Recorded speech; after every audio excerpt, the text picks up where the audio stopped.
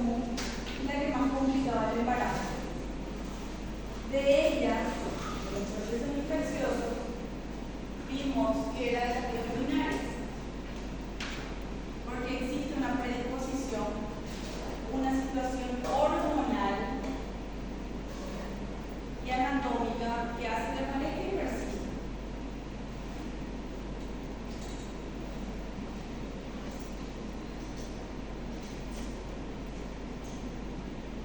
En segundo lugar, son esos procesos hemorrágicos que estuvimos viendo estos días.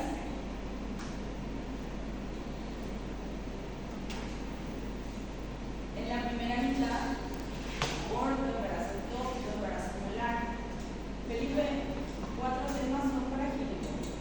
Hemorragia en la primera mitad, la segunda mitad, neoplasia y lesiones precursoras y cáncer de cuello uterino.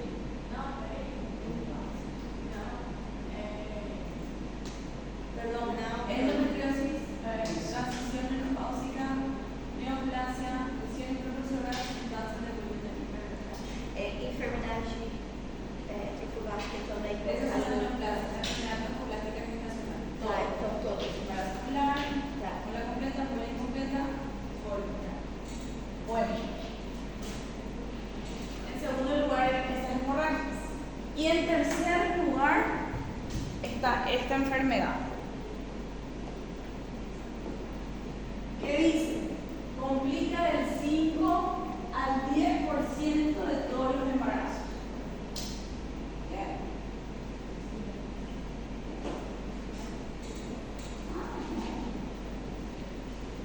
Entonces, constituye uno de los miembros de la triada letal. Las infecciones, la hemorragia y en tercer lugar, la hipertensión en el embarazo. La que es inducida por el embarazo está acompañada de una complicación que se conoce como preeclampsia. Y ella es la más grave. La mortalidad en países desarrollados llega al 16%, que se debe a trastornos hipertensivos, superando las otras causas principales: hemorragia un 13%, aborto y sepsis 2%. ¿Cuáles son los estadios clínicos, las formas clínicas que nosotros vamos a encontrar en el embarazo? Va a haber una situación en que le vamos a conocer como la hipertensión gestacional o la enfermedad hipertensiva inducida por el embarazo. Pero también le vamos a encontrar a la hipertensión crónica. El embarazo hace que estas dos situaciones, la inducida por el embarazo y la hipertensión crónica, progresen. Y vamos a encontrar la preeclampsia y la eclampsia. 4 son los estados hipertensivos que vamos a encontrar durante el embarazo. ¿Cómo se hace el diagnóstico de hipertensión normalmente? ¿Cómo hacemos? María Clara, normalmente, en cualquier persona, ¿cómo diagnosticas hipertensión? Es empírico. Le tomas la presión, tiene 140, 90 o más, y le decimos sos hipertenso, ¿verdad? ¿O necesitas de algo más, César? ¿De qué más? ¿Qué?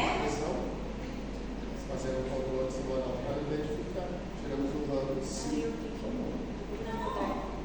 Tiene 140, 90 o más, las veces que le quieras tomar, y es suficiente. No necesitas de ningún estudio de imagen, de ningún laboratorio, nada, es empírico.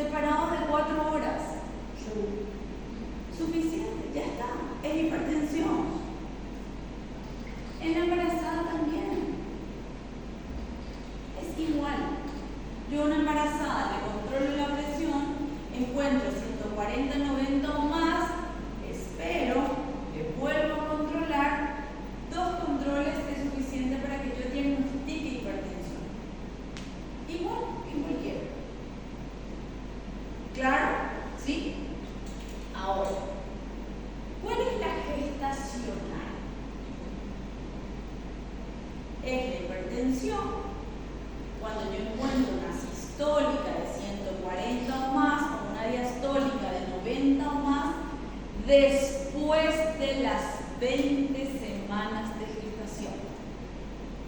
Si yo diagnostico cifras tensionales elevadas en una gestante que aparece después de las 20 semanas, con certeza es una hipertensión gestacional. Y vamos a darnos cuenta por qué. De qué manera el embarazo produce hipertensión. Por eso se llama enfermedad hipertensiva inducida por el embarazo.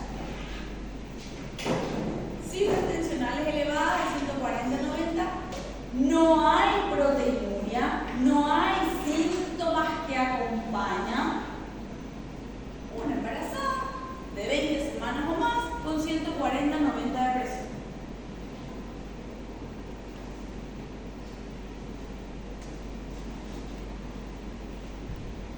Si la hipertensión ocurre por primera vez luego de las 20 semanas de gestación, durante el parto o dentro de las 48 horas post nacimiento, se va a considerar hipertensión gestacional.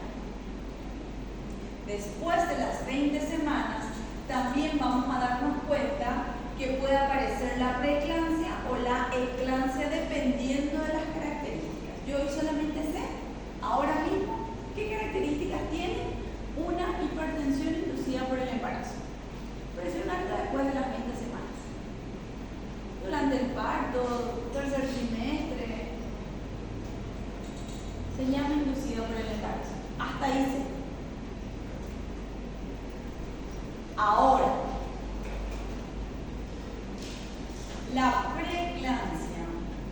Nosotros vamos a conocer diferentes tipos de enfermedades. Estamos conociendo. Vamos a conocer enfermedades que tienen como único escenario la embarazada. Aparece porque está embarazada y desaparece cuando el embarazo termina. Es específica del embarazo. La hiperemesis gravídica, la preeclampsia, la colestasis intrahepática del embarazo. Yo también puedo conocer alguna enfermedad crónica que se complica en el embarazo. Otra que diagnostiqué, pero no tiene relación directa como esta con el embarazo. Patologías inducidas por el embarazo. Ella es la preeclampsia. Yo no le voy a diagnosticar a otra paciente preeclampsia, solamente a la gestante y después de las 20 semanas. Ella es la única que presenta preeclampsia. Después nadie más. No existe otra y desaparece con ella. Termina embarazo, termina preeclampsia. La presión sistólica siempre mayor o igual a 140, la diastólica mayor o igual a 90. Después de las 20 semanas, en mujeres previamente normotensa. Yo ya sé eso. Pero ¿por qué le llamo preeclampsia? Le llamo preeclampsia porque acá empiezo a tener proteinuria. ¿Cuánto? El lunes, Felipe, ¿cuánto habíamos dicho que la proteinuria era positiva? ¿Con cuánto? Normalmente, en vos, César, en Ana, Karen. Normalmente, ¿cuánto es la proteinuria positiva, decimos? El lunes nos dieron medicina interna, no entró neuro. ¿Cuánto es? Cuando yo pierdo 150 miligramos de proteína en 24 horas,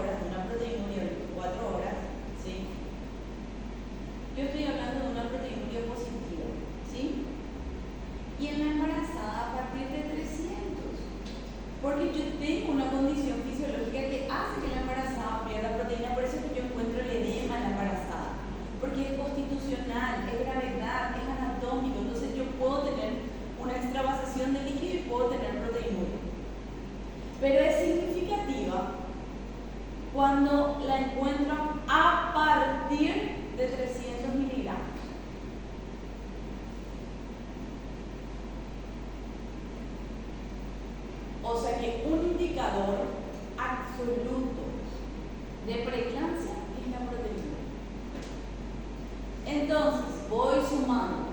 Hipertensión era 140-90 después de las 20 semanas. Y preeclampsia es cuando se le suma una proteinuria mayor o igual a 300. Dice que eso es lo mismo, esas tiras reactivas que ya por fin tenemos en la urgencia del hospital regional. Yo coloco una tira reactiva y a partir de 2 cruces también ya es positivo. También ya puedo considerar una proteinuria positiva. Dice, si yo no tengo manera de corroborar la proteinuria, también existen signos clínicos que me pueden hacer diagnosticar preeclampsia.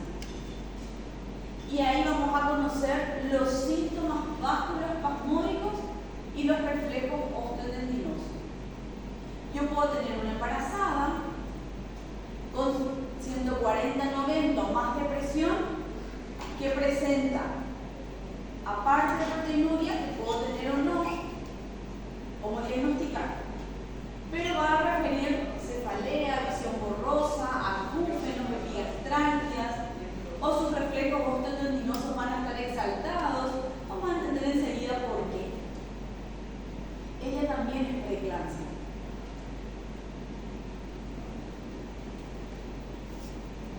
En ausencia, es lo que le venía diciendo, en ausencia de proteinuria, el diagnóstico también asociamos con la presencia de trombocitopenia, aumento. ¿Por qué aumentan las enzimas hepáticas y cuál es la manifestación clínica? Se puede complicar con un edema pulmonar, alteraciones cerebrales o visuales, una cefalea intensa, visión borrosa, acúfenos, dolor en el epigastrio. ¿Por qué aparece una hemólisis microangiopática, cuyo marcador es la lactato deshidrogenasa? Un valor igual o mayor a 600, ella es un marcador de una lesión vascular. Vamos a ver por qué hay lesión vascular y a partir de cuándo se considera hemólisis, cuando yo lo encuentro igual o mayor a 600. ¿Y de qué manera aumenta Satyala las enzimas hepáticas? ¿Por qué? La preeclampsia, esta es nuestra nueva clasificación. Antes le conocíamos como leve, moderada o severa. Hoy la preeclampsia es no grave y grave. La preeclampsia no grave, la hipertensión después de las 20 semanas, cuyo valor es igual o mayor a 140, 90, pero menor a 160, 110.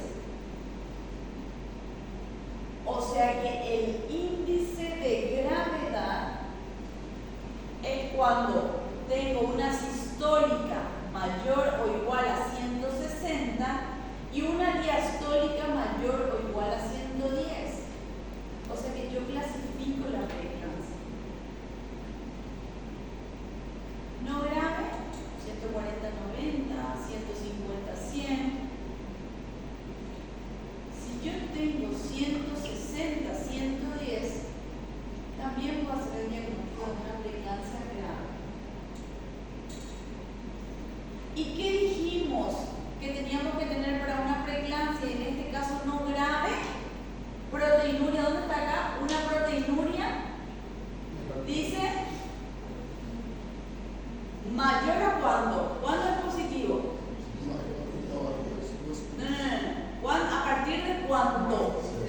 300. Hasta 2 gramos o 2000 miligramos. 300, 800, 1000, 1500,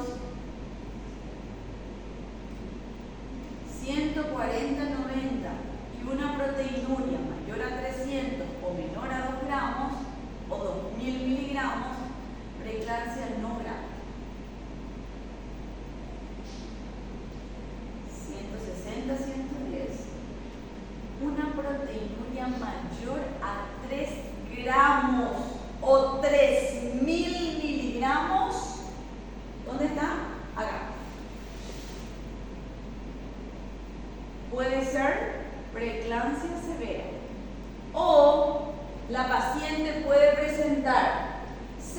diarrea, visión borrosa, epigastralgia, oliguria o anuria.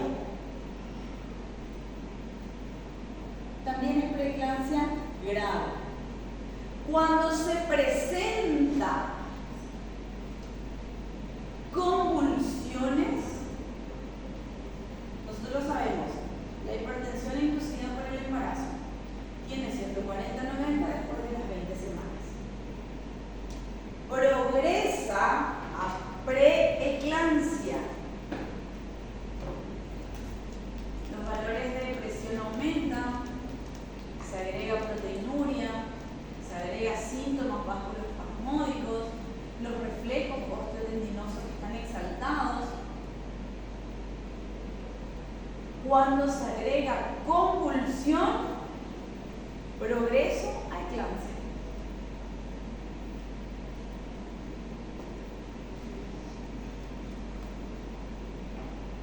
¿Y cuál es la característica de la eclampsia? Sí, es la convulsión inducida por esta situación es una convulsión benigna. Tiene las mismas características que una convulsión febril en la mayoría de los casos. Sí se considera benigno. Primer escenario, no toda embarazada que convulsiona es eclampsia. Puede estar desarrollando una epilepsia o desconocida epiléptica. Yo tengo que tener una historia de hipertensión, de preeclampsia, y en ese escenario, si se presenta una convulsión, es eclampsia. ¿Esta paciente no puede controlar? Sí. Siempre Siempre va a ser en un escenario donde las cifras tensionales se encuentran elevadas. Probablemente la paciente tiene una proteinuria positiva. Pero si yo desconozco y la primera vez que le veo a una embarazada convulsionando y es su primer episodio, yo voy a sospechar. Pero me voy a dar cuenta con los signos que la acompañan al examinar a la paciente si probablemente es una eclampsia o una convulsión de otro origen. Pero lo más probable es que sea eclampsia, es cierto. Si no se conoce convulsionadora, si nunca convulsionó y debuta y le conozco estando embarazada, probablemente sea. Pero para que yo le llame eclampsia, yo tengo que tener esa historia, ese escenario. No es que aparece la eclampsia sin que se haya establecido la hipertensión, que puede ser inducida por el embarazo o crónica, porque ambas pueden evolucionar a preeclampsia y eclampsia.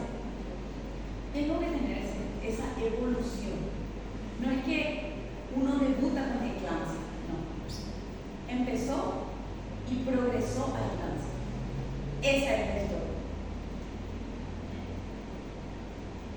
¿Cuál es la característica de la eclampsia? Son convulsiones tónica, clónica, generalizada, autolimitada, o sea que tienen todas las características de una convulsión benigna.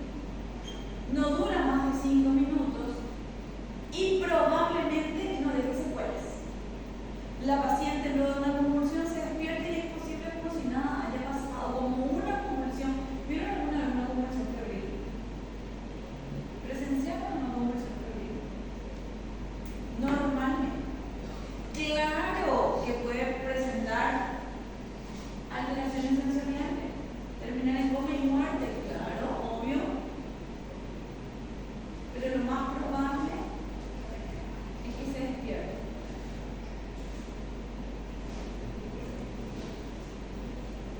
Hasta el 10% de las mujeres eclámpticas, en especial las mulíparas, no desarrollan crisis convulsiva sino hasta las 48 horas después del parto. ¿Te acordás? Creo que fue contigo, María Clara, que dijimos que le teníamos que ver a esa paciente porque lo más probable es que convulsione en la etapa puerperal. Por eso es que le iniciamos nosotros sulfato de magnesio. Porque es el mejor escenario. Es cierto que convulsionan estando embarazadas, pero el escenario más común es inmediatamente después del parto, dentro de las 48 horas. Hay más probabilidad de que convulsione la paciente. ¿Por qué? ¿Cómo? ¿Por qué? No,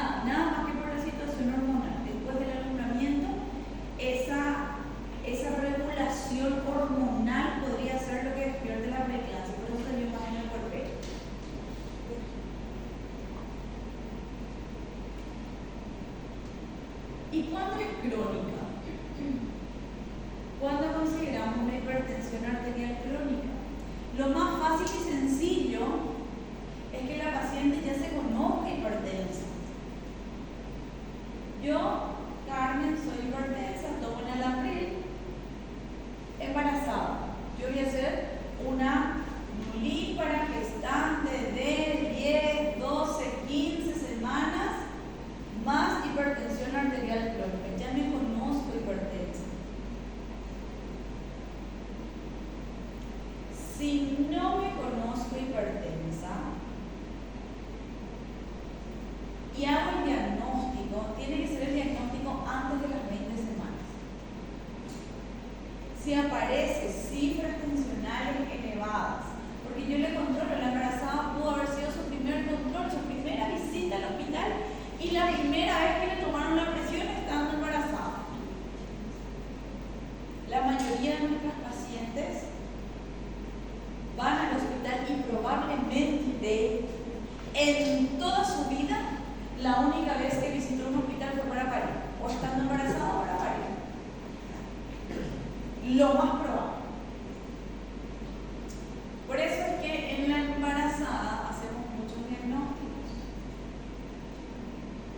Bueno, yo no me conozco hipertensa. Carmen me dijo, me voy a mi control prenatal a las 10 semanas y encuentro una presión arterial de 140, 90 o más. Como me diagnosticaron antes de las 20 semanas, yo puedo hacer el diagnóstico de una hipertensión arterial crónica, que tiene el mismo origen, la misma etiología que la hipertensión arterial, fuera del embarazo. Puede ser primaria o esencial o puede ser secundaria. Pero ¿qué pasa? Es posible porque el mismo embarazo, la misma situación hormonal, la cantidad de progesterona que yo tengo, relaja la musculatura lisa y no es específica del uréter, de los músculos pélvicos, de los vasos sanguíneos. Por eso es que normalmente cuando en el proceso de criogénesis hay aumento del lecho vascular, hay estímulo de la progesterona, se produce normalmente una vasodilatación y las embarazadas hipotensan. A veces hasta hay pérdida de la conciencia por hipotensión. O sea que el mismo embarazo, la misma situación hormonal está regulando mi hipertensión. Y yo le encuentro 12,8, 11,7. ¿Por qué? Porque el embarazo está actuando como hipotensión. Entre las 15 a las 16 semanas se va regulando. Por eso la mayoría de las hipertensiones crónicas encontramos luego de las 16 semanas, pero antes de las 20 semanas. Pudo haber sido una crónica también. Pero yo la encontré después de las 20 semanas. Pudo haber sido. No se manifestó. Y pudo haber sido después de las 20 semanas que yo le diagnostiqué. Desde luego, como le encontré después de las 20 semanas, ¿cómo le voy a llamar, Michelle? ¿Cómo le vas a llamar a este estado hipertensivo que le encontraste después de las 20 semanas? ¿Cómo le vas a llamar? Le vas a llamar enfermedad hipertensiva inducida por el embarazo, porque le encontraste después de las 20 semanas, ¿verdad?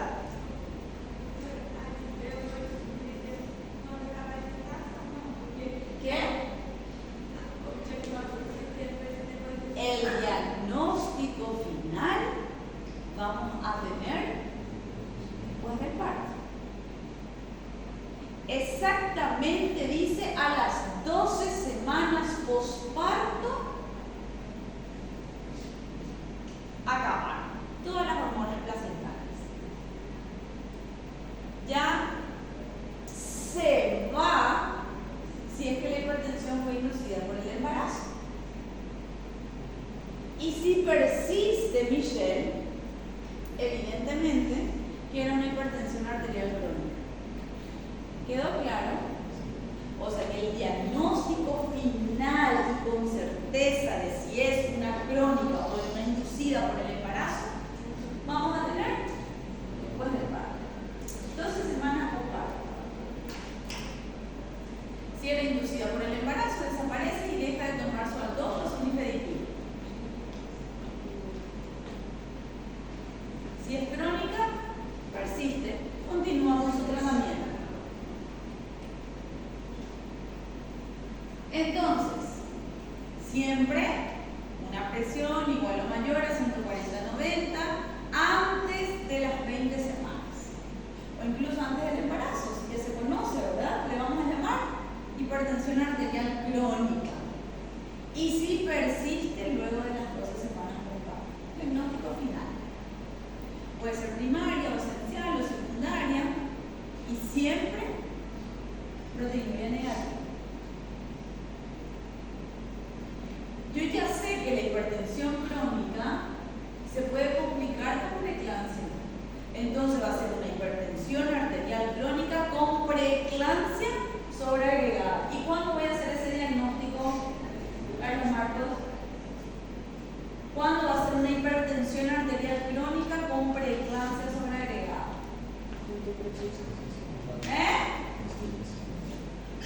¿Qué? ¿Cuánto hay proteína? Mayor chiquita. Eso es preeclampsia. ¿Pero en qué momento? ¿Está bien? No, yo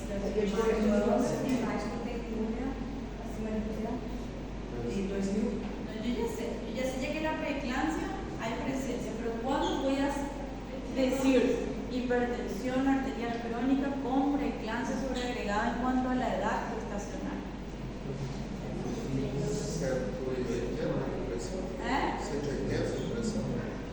¿En qué edad gestacional? Después de las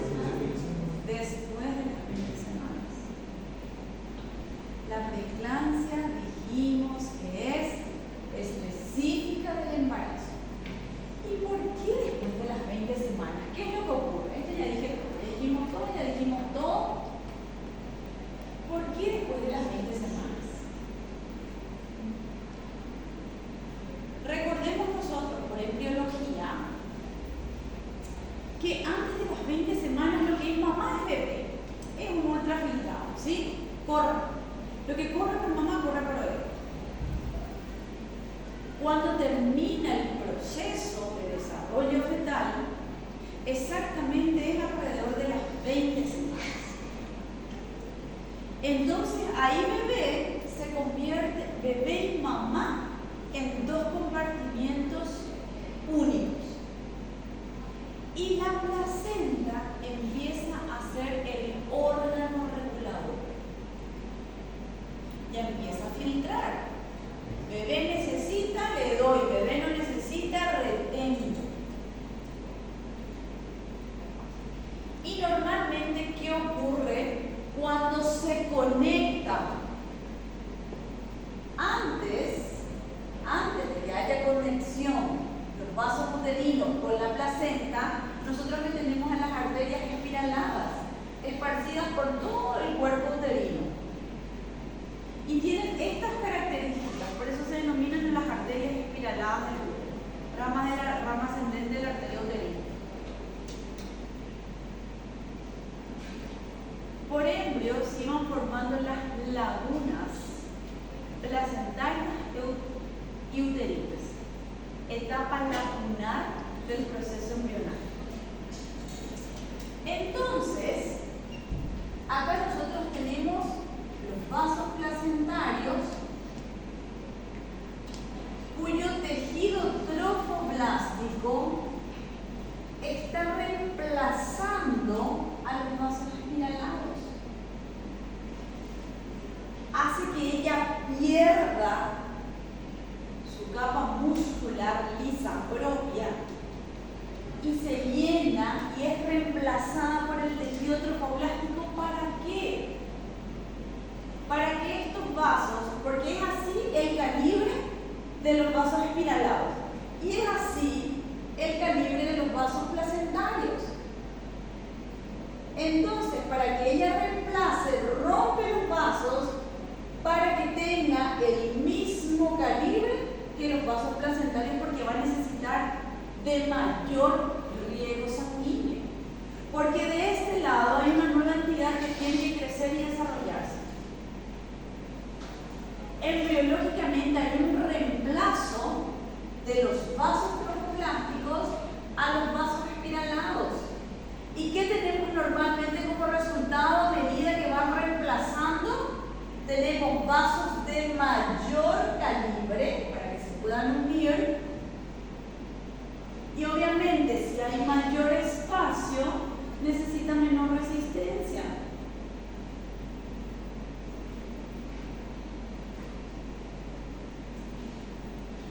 En la enfermedad hipertensiva inducida por el embarazo, el problema está acá.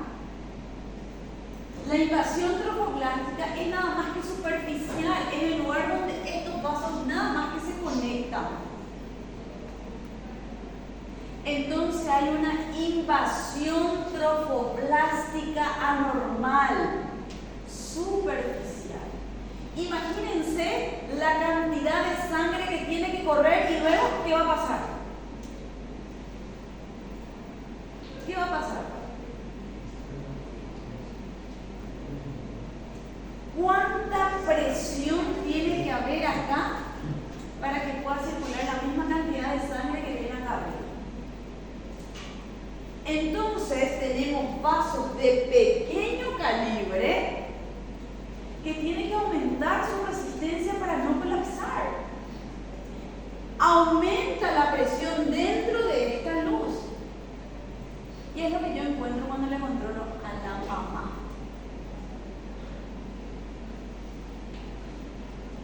Cuando la placenta tiene que regular, empieza el problema. Y empieza la hipertensión. Y por eso es inducida por el embarazo. Y es por eso que aparece después de las 20 semanas, cuando ella tiene que empezar a trabajar. Por eso le diagnostico después de las 20 semanas. Ahora, esto no termina acá. Porque que aumente la presión para poder evitar el colapso que empieza a producirse normalmente. Empieza a extravasar líquido, ¿verdad? Por los poros, ¿cierto? Y entonces empieza el edema. ¿Y qué se pierde normalmente para intentar disminuir la presión en la luz? Proteínas. ¿Se acuerdan? Intentando regular esta presión intraluminal, fuga de proteínas. Y ahí empieza el indicador de la preeclampsia. Yo tenía una hipertensión inducida por el embarazo y ya cuando la pérdida de proteína es significativa, mayor o igual a 300, empieza a instalarse, ¿qué cosa? Preeclampsia. Entonces ya se dan cuenta cómo es una enfermedad que progresa. Pero ¿qué pasa con esta pared? ¿Quién está tratando de controlar esa pérdida y actúa como ese factor angiogénico y está parcheando esos agujeros fisiológicamente? ¿Quién actúa? ¿Quién está actuando ahí? Fisiológicamente.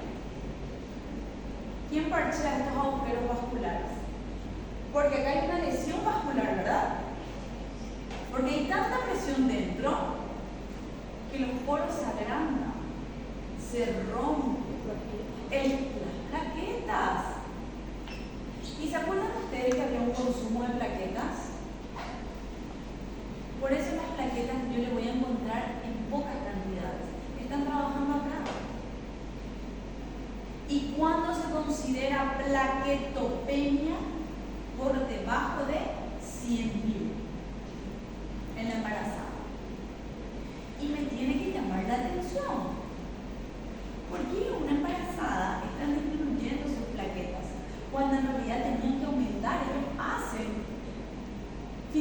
fisiológicamente hay un aumento, más de 400.000 incluso, fibrinógeno mayor a 800, porque fisiológicamente el cuerpo se está preparando para un evento hemorrágico, que es el parto. Y te dice el hematólogo, tiene muy alto sus plaquetas, tiene muy alto, y claro, doctor, porque va a parir. Ah, ya, listo, perfecto. Pensé que estaba haciendo una trombosis. No, va a parir. Pero, en este caso, las plaquetas están disminuidas, porque ellas están actuando a este nivel. Y ahora voy a empezar a entender más cosas.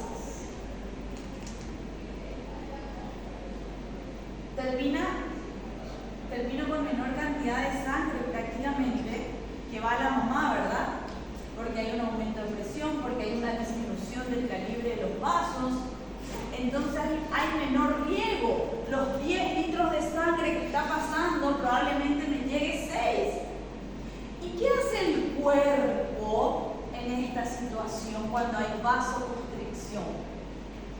Y es lo característico de la hipertensión. Hay menor riego, entonces otra vez ¿qué hace el cuerpo? Elige órganos vitales, ¿verdad? ¿Cierto?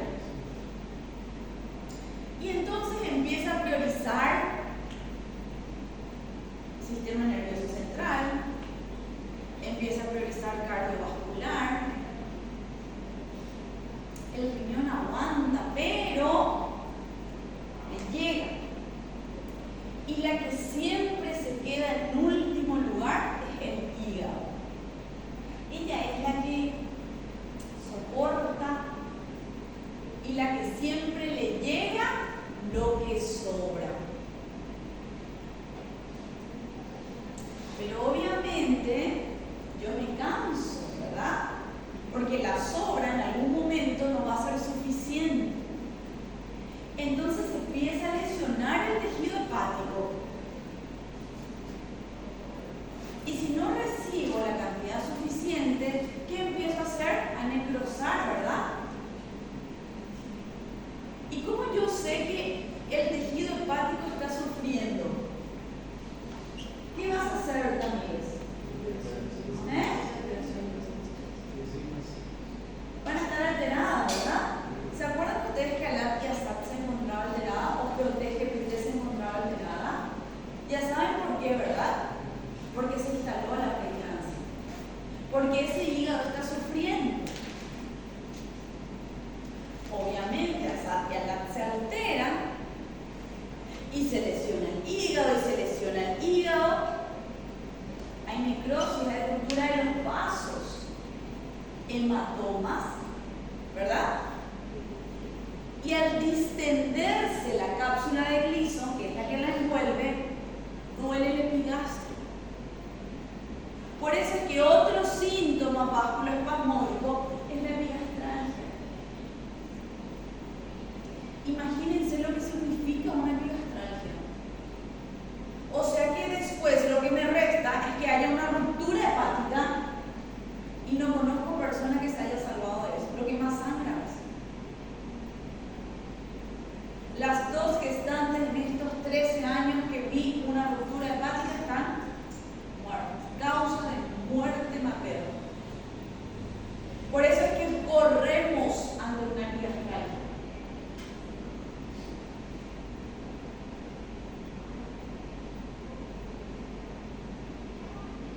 Y cada vez hay un aumento de presión para que la poca sangre llegue al sistema nervioso central. Y obviamente hay una extravasación y hay edema y duele la cabeza. Y la hipertensión y la cefalea es tipo puntada, holocraneana, intensa.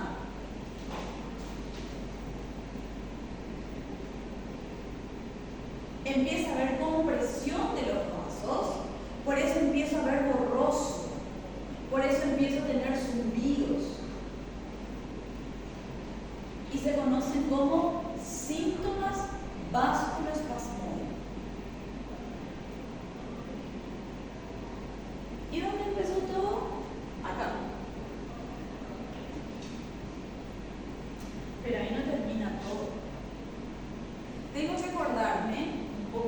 fisiopatología.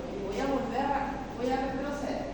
Hablamos nosotros entonces de la preeclampsia sobreagregada cuando ya se conoce hipertensa y se aparecen todos estos síntomas de la preeclampsia después de las 20 semanas. Ahí se agrega preeclampsia a una crónica.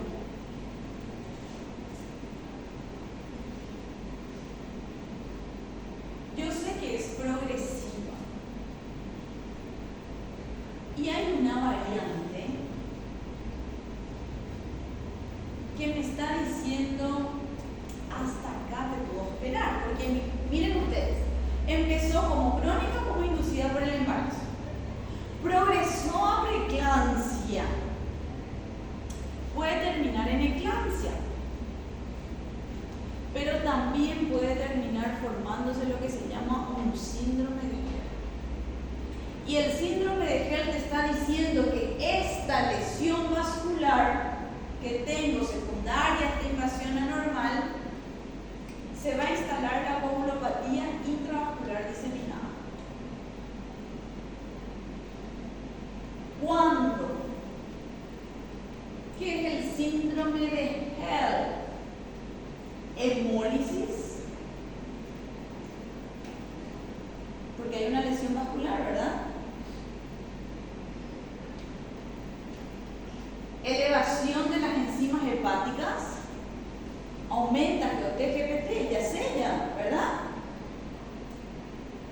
¿Mayor a cuánto? Dice acá, mayor o igual a 70. Creo que ya estoy progresando al síndrome de Held. ¿Y qué me falta para que sea un Held completo? Disminución de las enzimas hepáticas. O sea que yo tengo LDH mayor a 600, GOT-GPT mayor o igual a 70 y plaquetas menor a 100.000, gente. Acá no importa la edad gestacional. Acá ya me está avisando que la tormenta se instala y que esta paciente se va a desangrar si no interrumpo el embarazo y no me importa la edad gestacional, y si tiene 24, 26, 28, 30. Hasta acá llegó.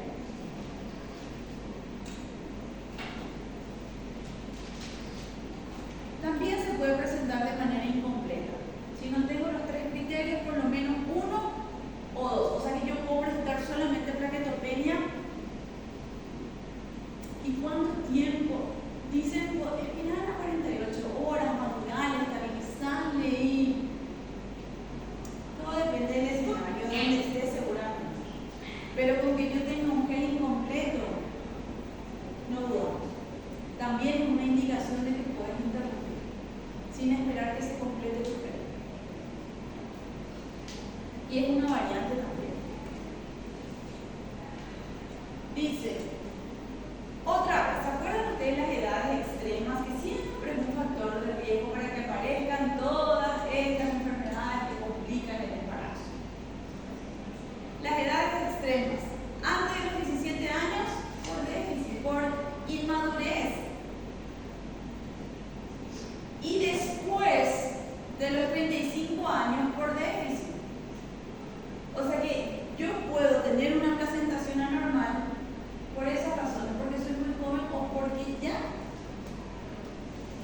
probablemente tenga factores insuficientes que haya una buena conexión entre el útero y la placenta. Aquellas que están experimentando por primera vez la gestación también es un factor de riesgo. Siempre tiende al fracaso, ¿verdad? Siempre dijimos que la primera vez o se pierde o nos complicamos. Y una de ellas es esta enfermedad, la nuliparidad. Cuando hay gestaciones múltiples, por eso se considera patológico, embarazos dobles, triples, que puedan producir una placentación anormal, que van a llevar a una hipertensión inducida por el embarazo. Grupo étnico afroestadounidense, por las condiciones metabólicas que normalmente ellas presentan y hormonales. Cuando yo tengo una angiopatía previa, alguna enfermedad crónica previa, la obesidad, la diabetes,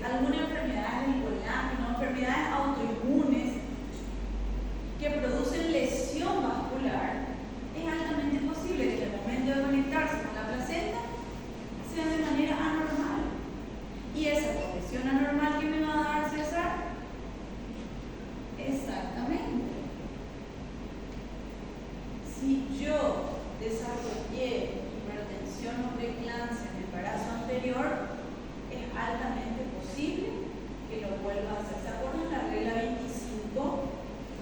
Mamá, soy producto de una preeclampsia y ya tengo el 25% de posibilidad de yo también hacer preeclampsia. Si fue el producto de una madre preeclámptica, ¿se acuerdan? Sumado a que hice preeclampsia, 50%. O sea que en mi segundo embarazo hay un 75% de posibilidad de que haga preeclampsia. Por eso vamos a darnos cuenta que en esta situación existen medidas profilácticas a tener en cuenta.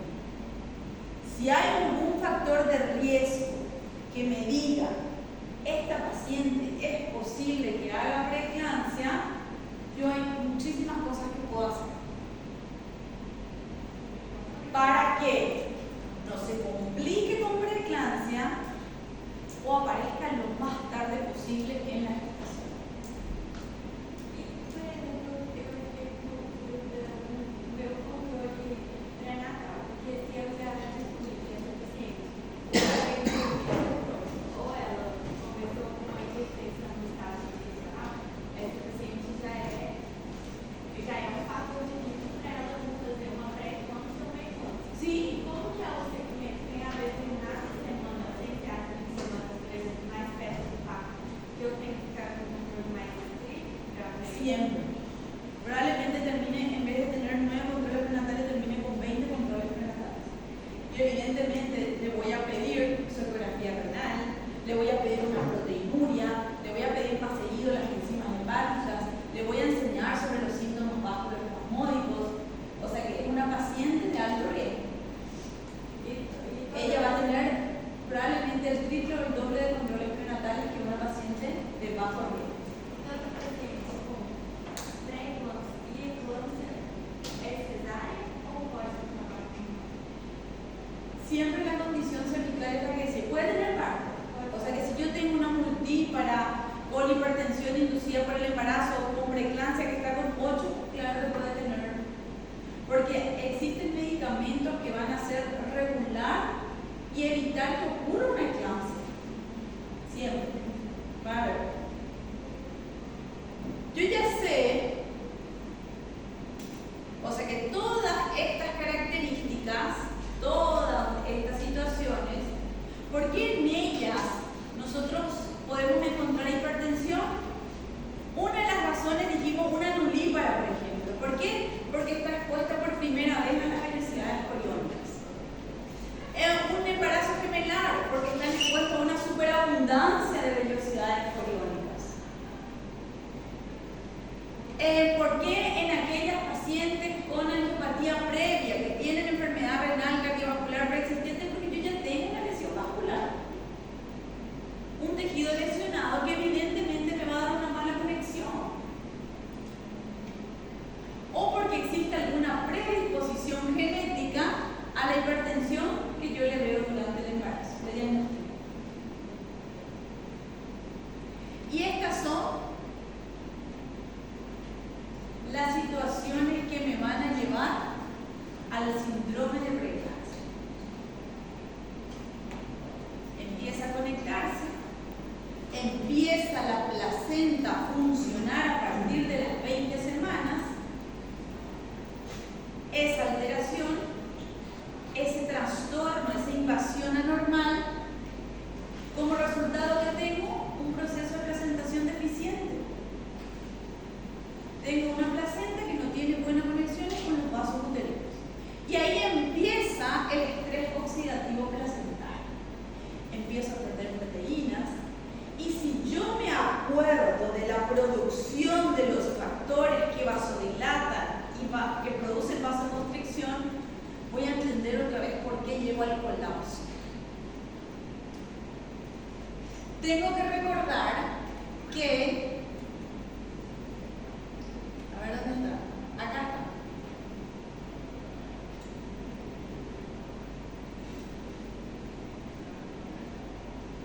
A ver dónde dice. Voy a leerle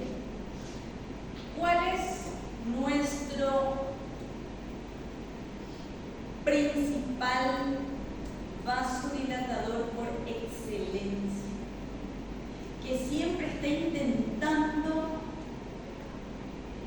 restar la vasoconstricción, impidiendo el vasoespasmo, y se conoce como un vasodilatador por excelencia. El óxido nítrico. ¿Dónde se produce el óxido nítrico? ¿Su origen? Acá, a nivel del tejido vascular.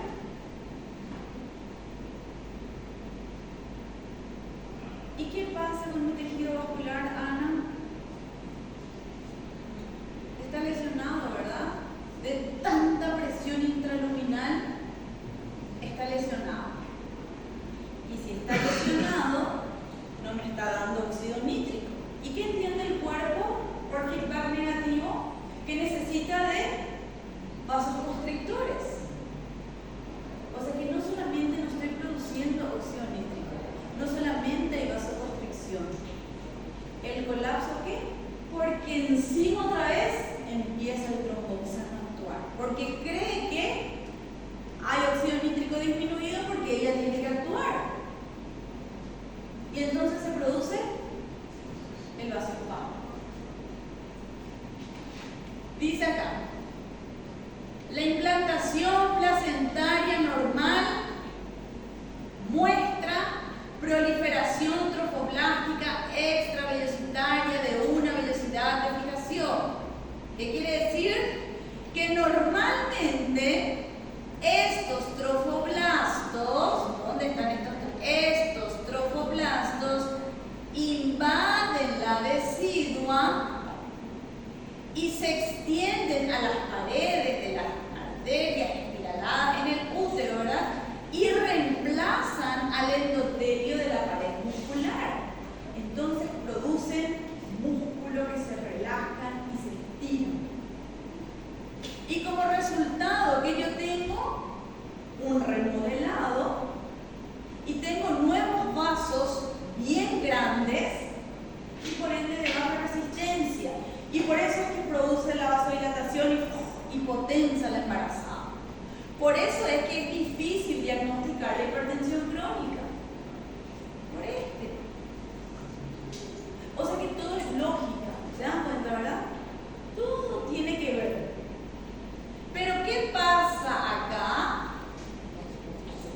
La placenta en el embarazo con preeclampsia, y vamos a ver, decíamos nosotros que se priorizaban órganos, ¿verdad? Del lado de la mamá. Y también el bebé. Porque ella necesita sobrevivir. Entonces, ¿qué hago yo como bebé, como feto? Como tengo poca comida, estoy gastando menos. Entonces me quedo quieta, respiro, me desarrollo, pero no engordo. Y es el resultado de bebés pequeños, pero viejitos. Los típicos bebés, ¿conocen esta película Benjamin Button? ¿Conocen? Viejito, arrugado. Ese es el bebé de una preeclampsia. Tiene edad, es viejito pero chiquitito. ¿Por qué? Porque estaba sufriendo una restricción del crecimiento para tratar de subsistir. Y eso también es el resultado de esta presentación anormal. La placenta en el embarazo con preeclampsia o con restricción del crecimiento fetal, yo ya sé que es por una implantación defectuosa, donde la invasión trofoblástica es incompleta, solamente ahí en la parte de la conexión, en la parte superficial, es reemplazado por tejido trofoblástico. ¿Y qué tengo como resultado? Un vaso de calibre pequeño con altísima resistencia para evitar el colapso. Y ya sé ya la tormenta que viene después de eso. Sí existen factores inmunitarios que explican por qué se instala este proceso normal. ¿Y qué dice? Hablan de factores inmunitarios porque hay una pérdida de la tolerancia inmunitaria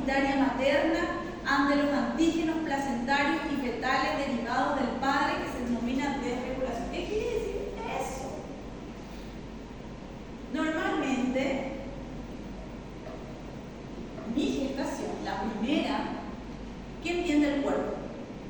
Es un cuerpo extraño, ¿verdad?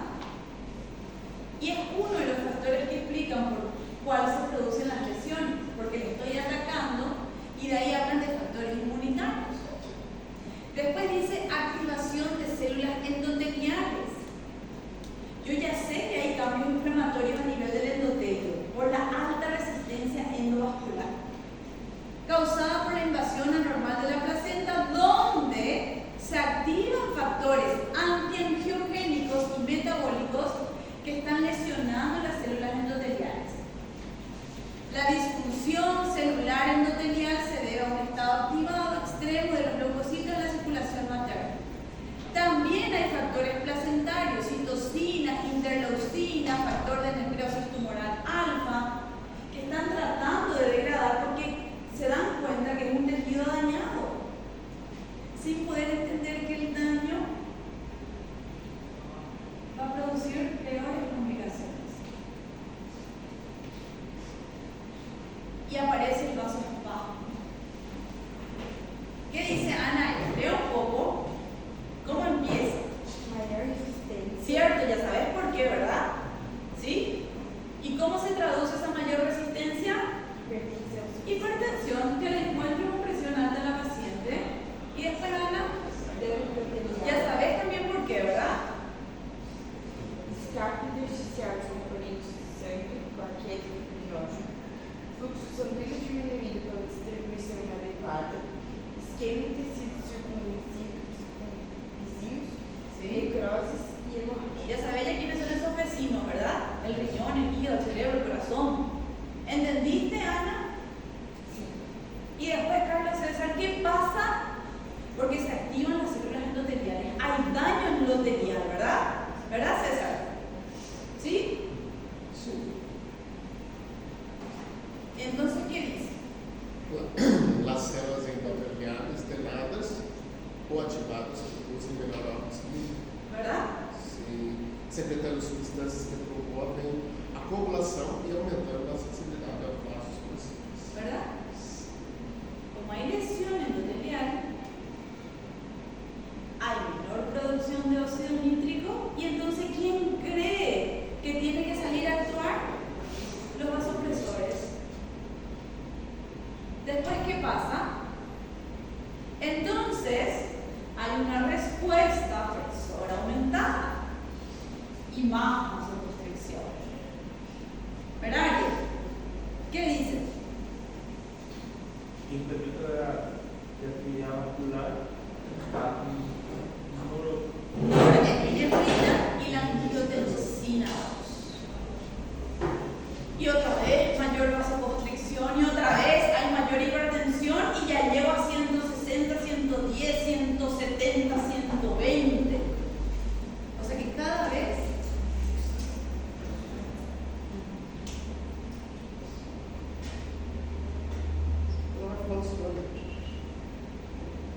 y algo muy importante.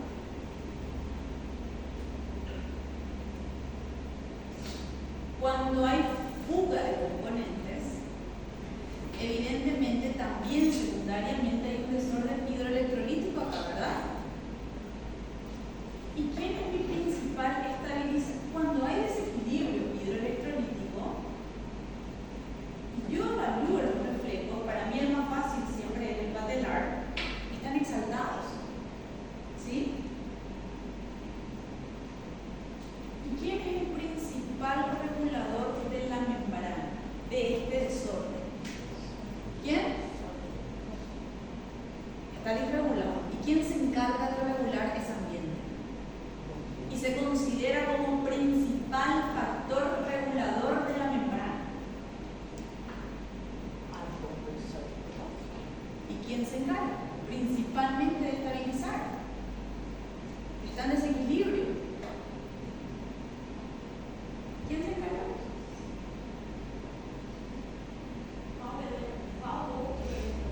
Sí.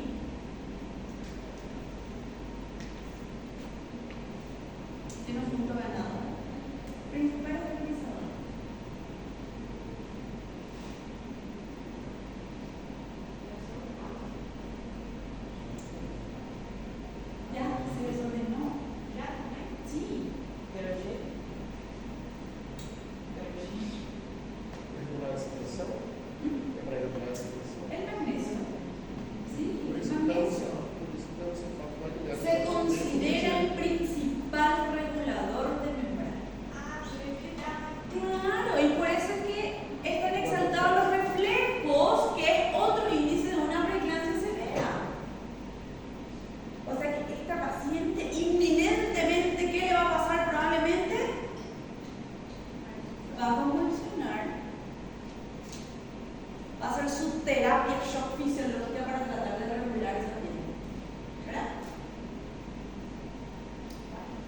Entonces, continuando César,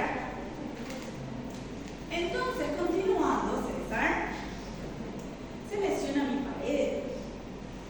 Hay vasodilatación, hay fuga de proteínas, mis plaquetas ahí intentando, se desordena sodio, potasio, la pompa de calcio. Y está ahí el magnesio intentando regular. Hay menor cantidad de óxido nítrico, entonces hay, dijimos, mayor respuesta a presión. Aparece la norepinefrina, la angiotensina 2.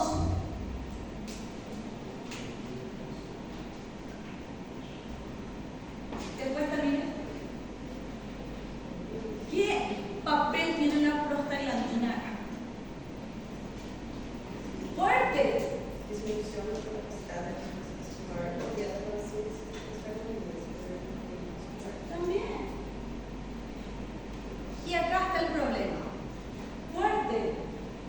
porque el óxido nítrico es importante para hacer la mayor. La inhibición de la síntesis del óxido nítrico eleva la presión arterial, reduce la frecuencia cardíaca y revierte la letalidad a los vasopresores inducidos por el embarazo. ¿Verdad? ¿Entienden todo lo que están leyendo? Y todas las endotelinas que creen que ellas tienen que actuar porque no hay óxido nítrico. Entonces, cuando no hay óxido nítrico, ellas creen que tienen que aparecer en este escenario. Y obviamente, proteínas angiogénicas y no angiogénicas que están tratando de regular. ¿Quiénes son? La sinasa tirosina 1, que se libera por la distribución endotelial, y la endoglina soluble, que disminuye receptores endoteliales reduciendo la vasodilatación dependiendo del óxido nítrico endotelial. Y como no hay óxido nítrico,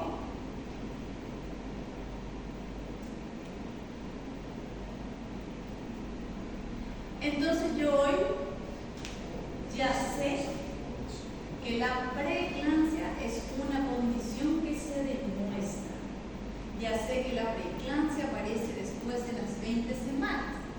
Ya sé que es un factor de riesgo y ya sé que puede ser no grave y grave. Las mujeres embarazadas desde la primera consulta ya tienen que saber de las 4 enfermedades que más complican el embarazo. Ya tiene que saber que va a tener hipertensión, infección urinaria, ya tiene que saber que puede sangrar, ya tiene que saber, yo ya tengo que saber que le tengo que buscar, le tengo que reconocer. ¿Será que esta paciente va a ser preeclampsia? Porque yo ya sé los escenarios posibles.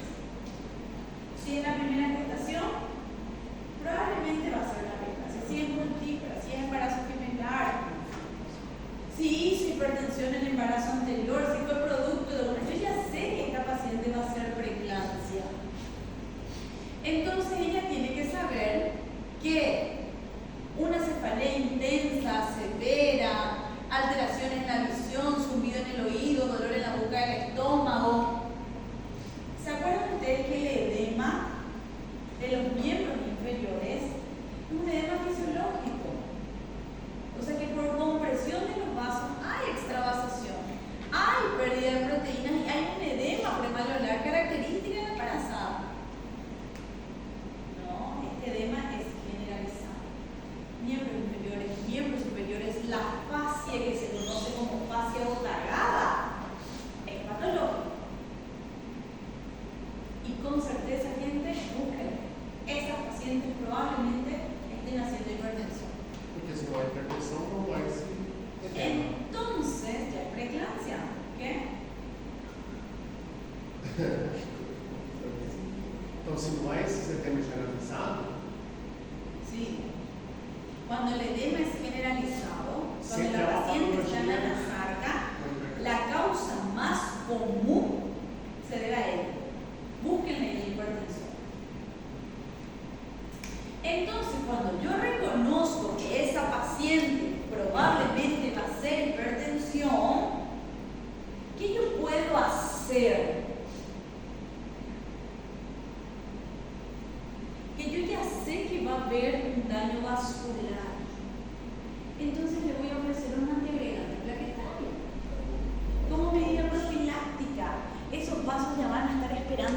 placenta con curitas, no sé cómo se llama en portugués, curitas.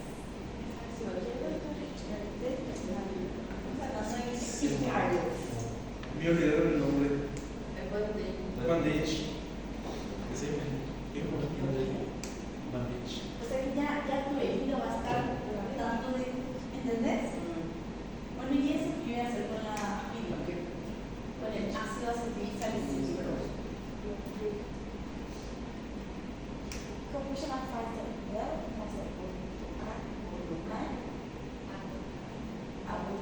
Fascia botagata, esa fascia redonda de matizada, el poquito hinchado, la cara hinchada.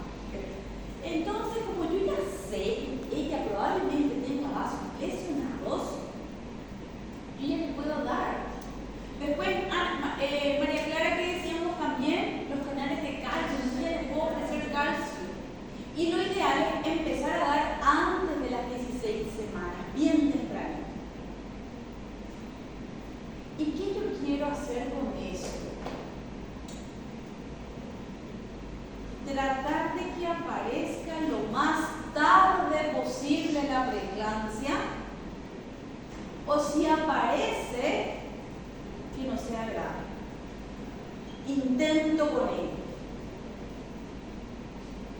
Existe otro indicador muy importante que me mide ya la resistencia de los vasos uterinos, que es el Doppler de la arteria uterina.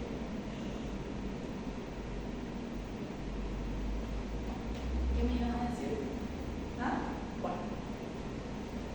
Entonces, en estas pacientes de alto riesgo, yo ya voy a ofrecer desde temprano. Es más, las nuevas guías dicen luego, a partir de las 9 semanas que le puedo dar, pero con certeza todos coinciden que tiene que ser antes de las 16 semanas.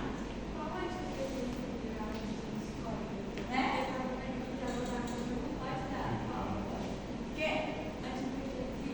Sí, claro, vamos a ver cuál dar. Vamos a ver, ¿qué le voy a dar? Porque yo tengo que ser selectiva, ¿verdad?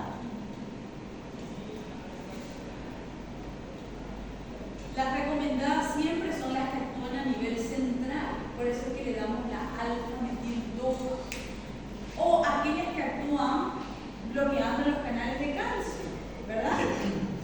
Le puedo dar una nifedipina o un beta bloqueante.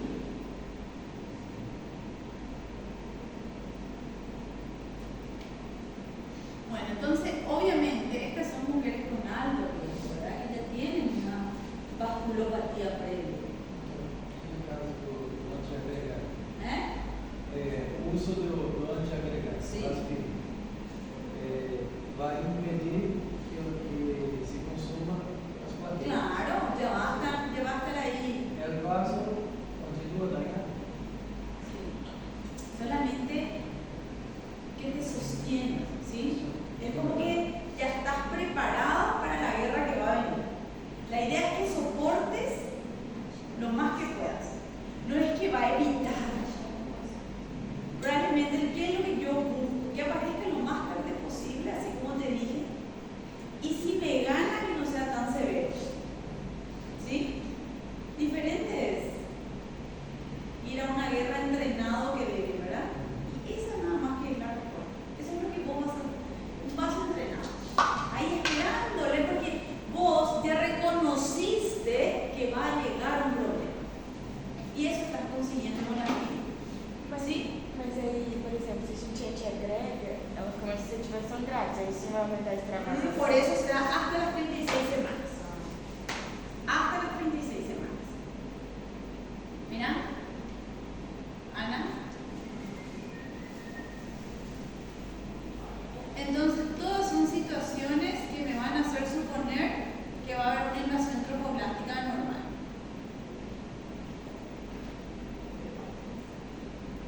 Otros agentes farmacéuticos que no se recomiendan, dice, porque hay gente, bueno, pero yo no le doy más progesterona para que me relaje la mujer. No, no está demostrado, no va.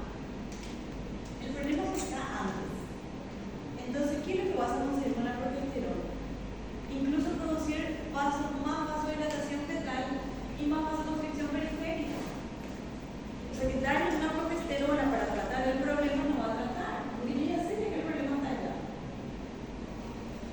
Después, si yo ya sé que es una enfermedad hipertensiva inducida por el embarazo, no le voy a indicar una dieta hiposódica a la embarazada, la dieta normosódica, a no ser que obviamente sea una hipertensa crónica.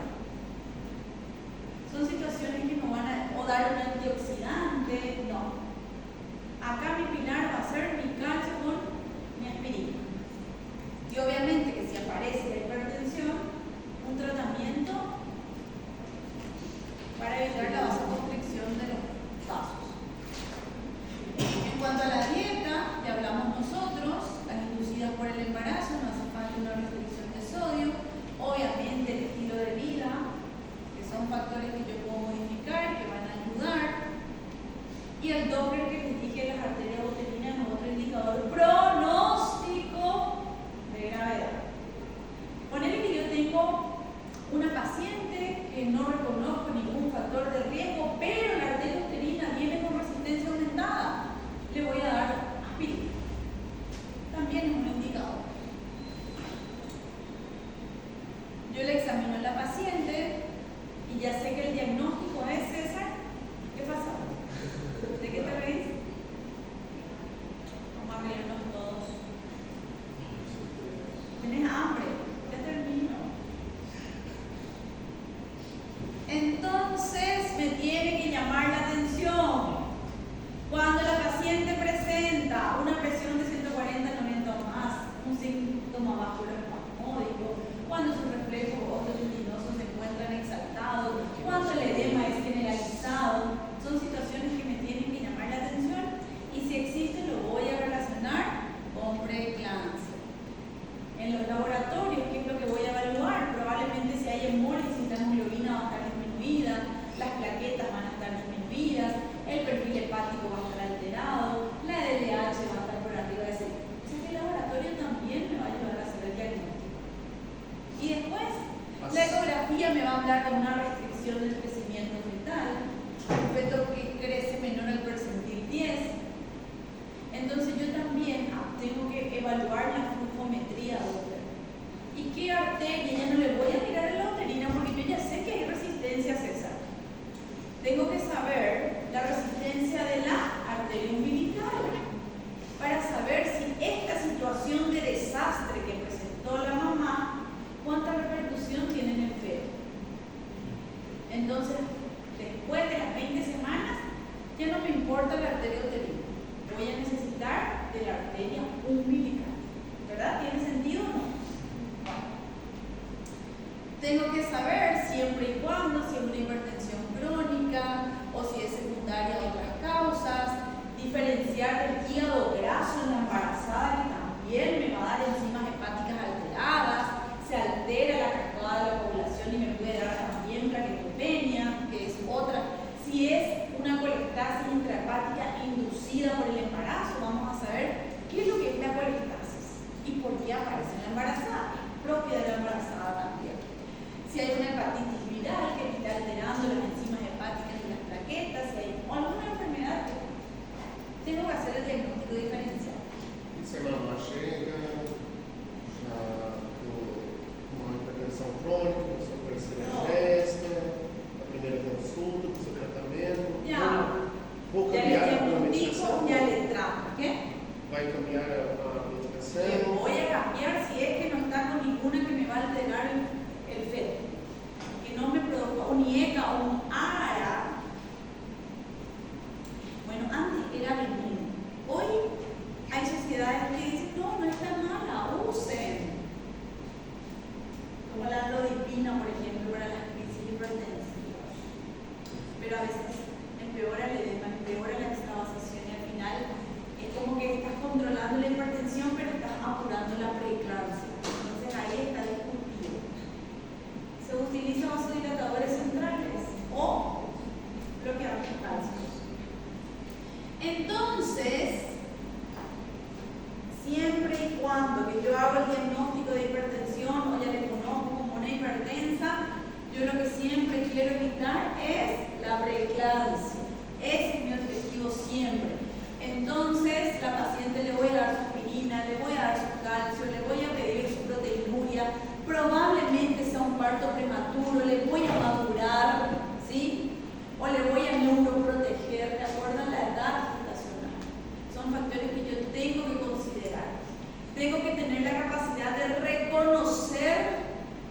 síntomas graves.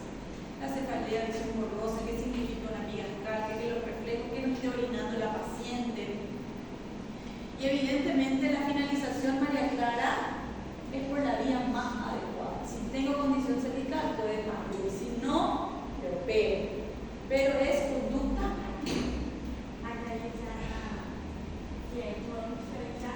Mira, si yo estoy diagnosticando hipertensión, el manejo que es ambulatorio, ¿sí? La paciente reconoce que puede progresar y le voy a ofrecer su tratamiento, ¿sí? Ahora, la preeclampsia no severa, dice que va a depender que es la preeclampsia no grave. Yo le puedo controlar incluso de manera ambulatoria. Y atiendan lo que dice acá. El objetivo es alcanzar las 37 semanas 0 días. O sea que, como sea, hasta las 37 semanas. Ese es mi objetivo, llegar a las 37 semanas.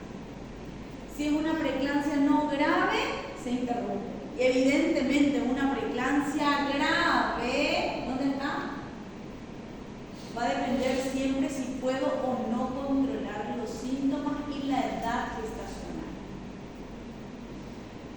¿Sí? Vamos supor, tenho uma paciente que já com pré-eclâmpsia. E essa paciente, por exemplo, eu já não vou mandar ela mais para casa. Mas se eu posso, ela não tem trabalho fora. Posso induzir com ciência? Ou não tem isso? Siempre que mamá o bebé está estable y vos tenés condición que tenés un brillo favorable, lo podés inducir. Por ejemplo, la de las 37 semanas ya llegó. Y lo más probable es que no esté en trabajo de parto. Vos podés inducir un parto. Preeclampsia no grave. La preeclampsia grave, ¿qué es lo que vos querés evitar? ¿Qué convulsiones, verdad? Entonces, ¿quién va a ser ahí el principal estabilizador? Magnesio. Ante el diagnóstico de preeclampsia grave, sin importar la edad gestacional, yo siempre voy a evitar que convulsione. Entonces yo le voy a administrar sulfato de magnesio. Yo diagnostiqué preeclampsia grave. Sulfato de magnesio. Ahí ya estoy estabilizando. Y va a depender de la edad gestacional para intentar sostener el embarazo o finalizar el embarazo. Tipo, no trabalho de parto, ele é um fato muito estressante, que pode alterar a pressão e tudo mais. Essa paciente tem técnica, não tem mais Así, vos le podés inducir también a la preeclampsia. Siempre y cuando vos le estás tratando, le estás dando su antihipertensivo, le estás estabilizando su membrana para que no convulsione, claro que puede tener un parto, sin problema. Si es prematuro, antes de las 36 semanas, antes de las 37 semanas, yo le doy su sulfato de magnesio, yo le doy su antihipertensivo. Y obviamente si mis laboratorios me ayudan, aún no hay hemólisis, plaquetas todavía están por encima de 100.000, las enzimas hepáticas aún están por debajo de 70. Yo puedo sostener el embarazo, pero ya sé que va a progresar.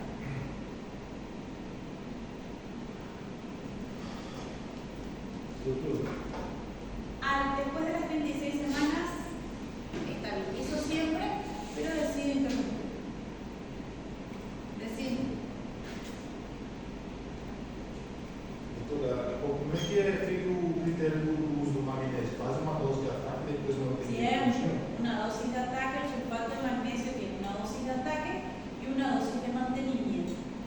Se recomienda el goteo hasta las 24 horas después del último síntoma.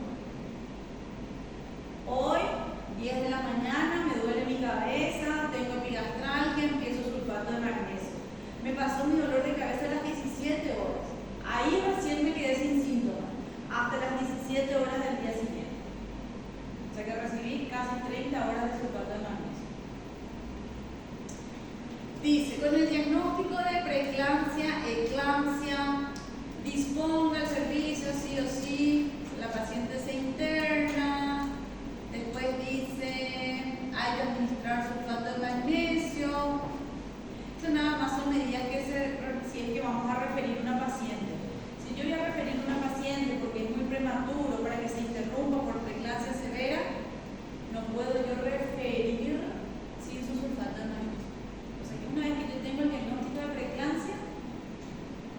sulfato de magnesio y después decido qué hacer.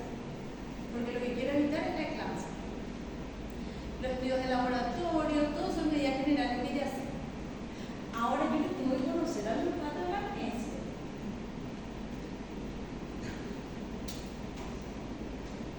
Está bien, me está estabilizando mi membrana. ¿Y cuál es el otro problema del sulfato de magnesio? Que la dosis que necesito, ahí está, al lado de la dosis tóxica. O sea que yo puedo relajar de más esa membrana y voy a empezar a tener relajo. Cuando se empieza a relajar los músculos respiratorios, se empieza a producir mucha vasodilatación, relajación del músculo liso y empieza a disminuir. Hay un hipoflujo y se ve con el filtrado renal. O sea que puede producir un bloqueo renal, un paro respiratorio. Entonces, cuando yo administro sulfato de magnesio, yo tengo que ver la frecuencia respiratoria y le voy a colocar una sonda vesical en permanencia para controlar su diuresis. Porque si tengo demasiado magnesio, ¿qué va a hacer el riñón? Va a dejar de filtrar, ¿verdad? Empieza la dificultad respiratoria y puedo llegar a un paro respiratorio, ¿verdad? O sea que la dosis necesaria para evitar una eclampsia está cerca de la dosis de ataque, de la dosis tóxica del sulfato. ¿Y cuál es el antídoto, César? ¿Dónde está el antídoto? Vas a activar los canales de calcio, ¿verdad? Y viene así preparado, fácil, así mismo. Ya viene la ampolla de gluconato de calcio como para que el bolo le haga cuando hay oliguria o cuando la paciente empieza con dificultad respiratoria o un paro respiratorio. Ventilación, gluconato de calcio. Mejor antídoto de la toxicidad por sulfato de magnesio. ¿Qué más nos puede pasar, Mariana? ¿Qué más falta? Saber. Medicamentos antihipertensivos, ¿verdad? Yo puedo tratar de manera aguda la preeclampsia severa con el labetalol.